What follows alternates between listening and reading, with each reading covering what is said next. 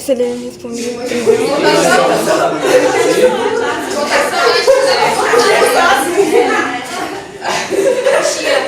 quer falar alguma coisa? Você vai falar? Não, mas Você quer falar? Pode falar mentira. Fala aí, Mário. Tá, é o seguinte. Eu não vou nem fazer a piada do armário. É o seguinte. O que eu queria falar é a seguinte coisa. Primeiro, vamos deixar os contextos de fora sair.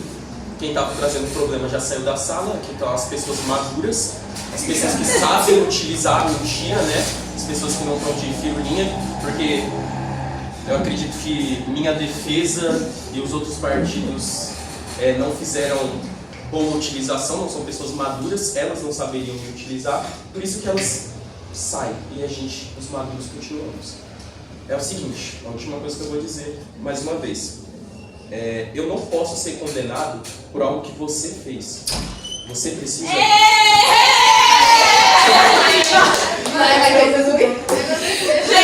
Gente, isso daqui foi só pra vocês verem como a mentira é importante, tá vendo? Isso daqui não foi como é que fala? Ah, esqueci o nome. Entretenimento? A mentira não é entretenimento? A mentira é entretenimento pra vocês verem. Cadê a Mary? É verdade, cadê a Mary? A gente imagina. Então, assim, a mentira ela é entretenimento. Se vocês julgarem a mentira novamente por apenas um ato, vocês estão mentindo. Porque isso daqui é entretenimento. Vocês não se divertiram? Ficaram, oh meu Deus! Isso é verdade. Não foi, oh meu Deus, vocês estão brigando. Entretenimento. Tá vendo? Você jogou meu argumento por terra. Eu estava falando... Eu tava falando bem. Mas enfim,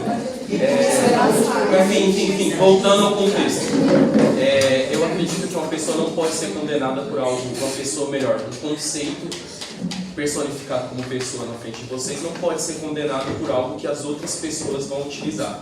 A mentira é errada, porque a gente sempre analisa a mentira no contexto errado. Entenderam?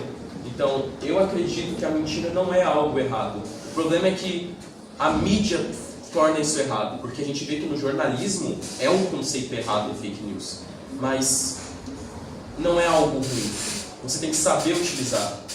Você não pode sair por aí falando todas as verdades que vem à sua cabeça. Ficar calado já é mentira. Minta pra si mesmo. Quer falar alguma coisa? Não, elas ainda vão falar coisa. Não, tá sacanagem, cara.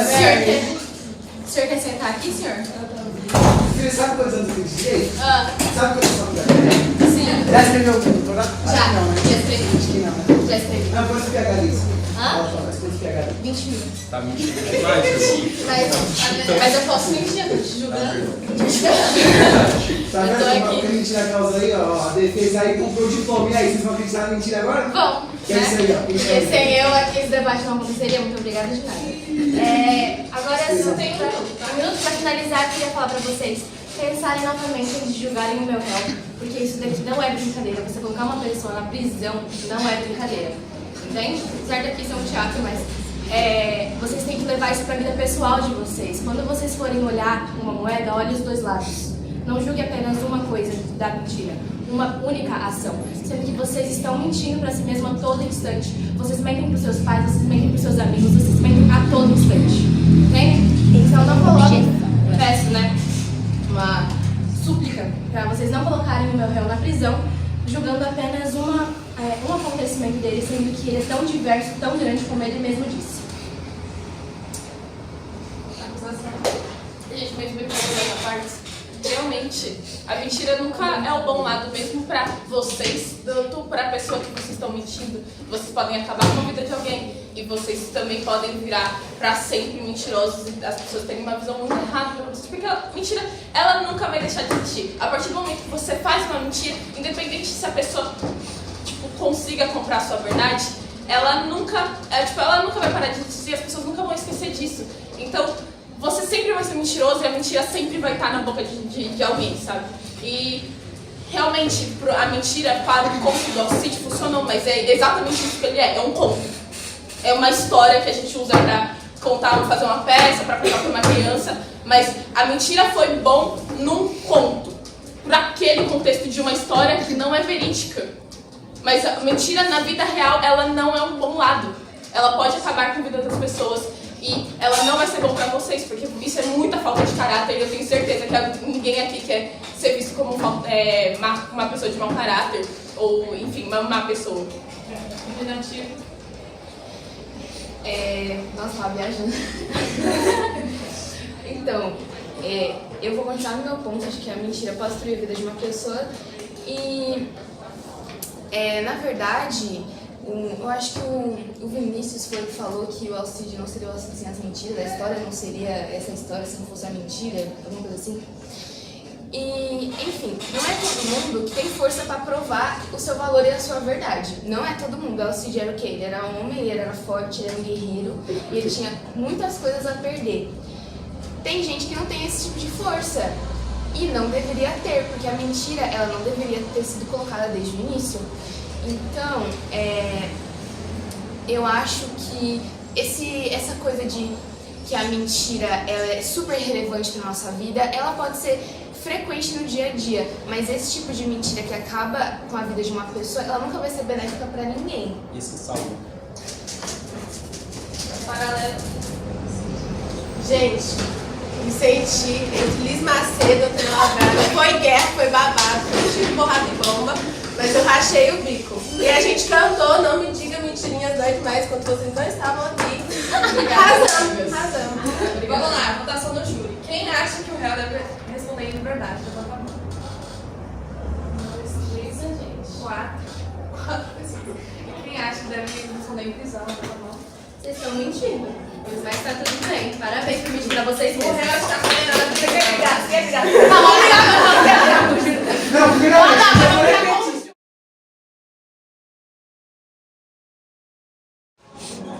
Eu vou debater alguns dos argumentos que vocês falaram na semana passada.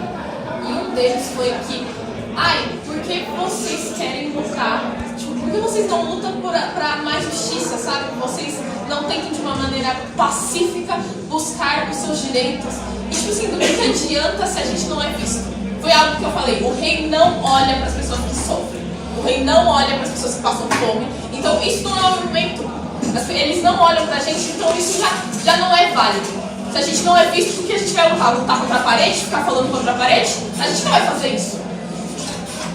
Eu também quero falar sobre que falaram, tipo, se a gente, qual é a possibilidade de se vocês vão lutar, vão pegar o poder e daí vai colocar uma outra pessoa que pode fazer a mesma coisa com vocês. E daí a gente vai fazer outra rebelião de novo.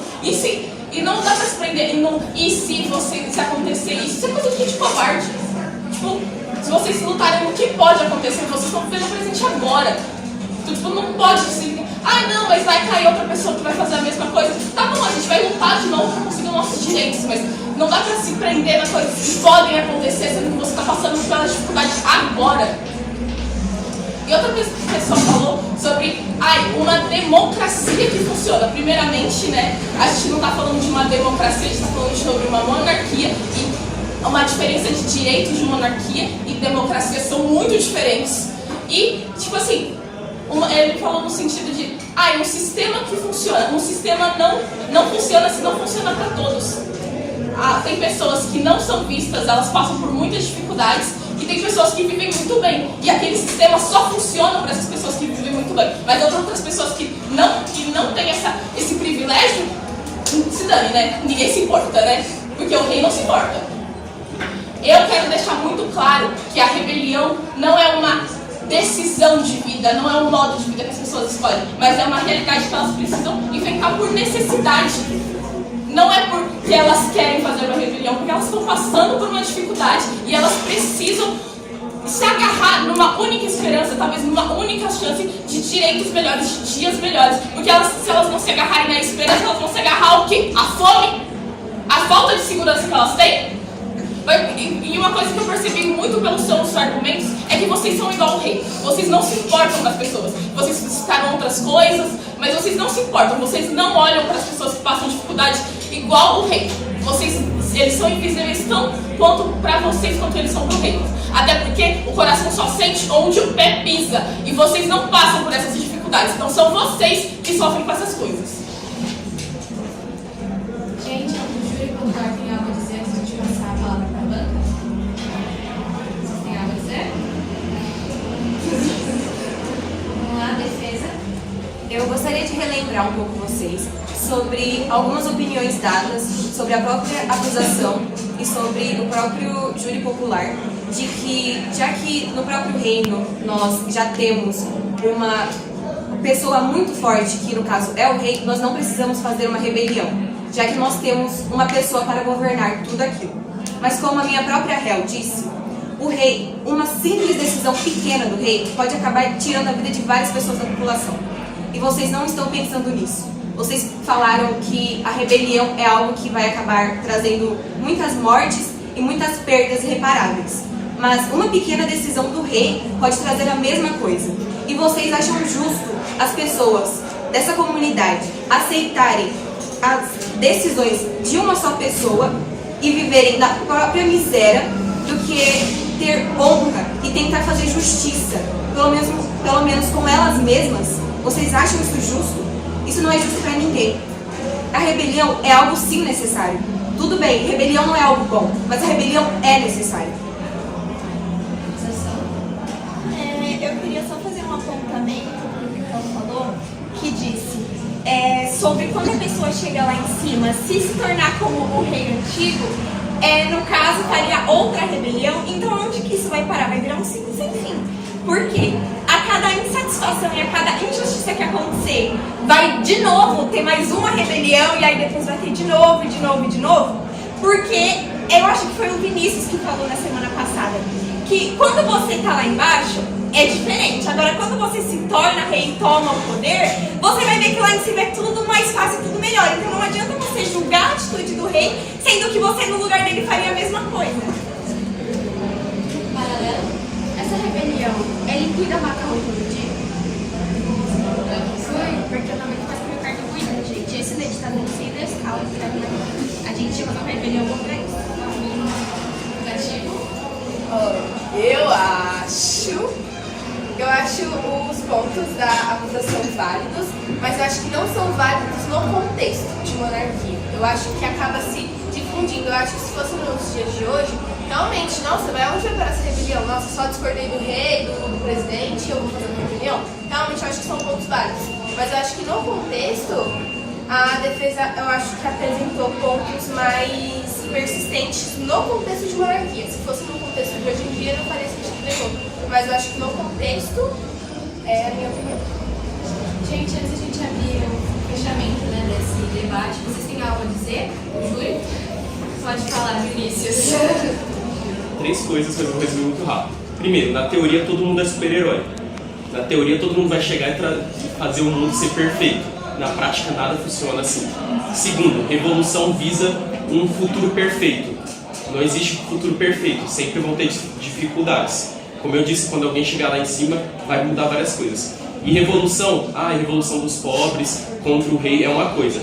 O quesito é revolução em todos os sentidos. Se for parar para pensar, os bolsonaristas que destruíram a Câmara também foi uma revolução, porque eles não concordaram com a presidência. Se a cada pessoa tiver uma mente, alguém que é contra aquilo e convencer um monte de pessoas manipulando elas, sempre vai ter revolução. A gente nunca vai ter uma evolução na sociedade. Eu posso estar descontente com esse tribunal, falar para todo mundo aqui, estamos descontentes, vamos derrubar ali, eu sou o novo júri, e aí quando eu chegar no júri eu vou implantar minhas regras, se tiver de acordo com todo mundo. Como a Laís disse, o sistema funciona se todo mundo der certo para todo mundo.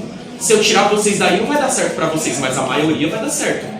Porque existe a maioria, não existe um universo onde todo mundo esteja num lugar bom. Não existe isso, sempre vai ter a pessoa embaixo, sempre. Não importa, não existe um futuro onde a coisa seja boa.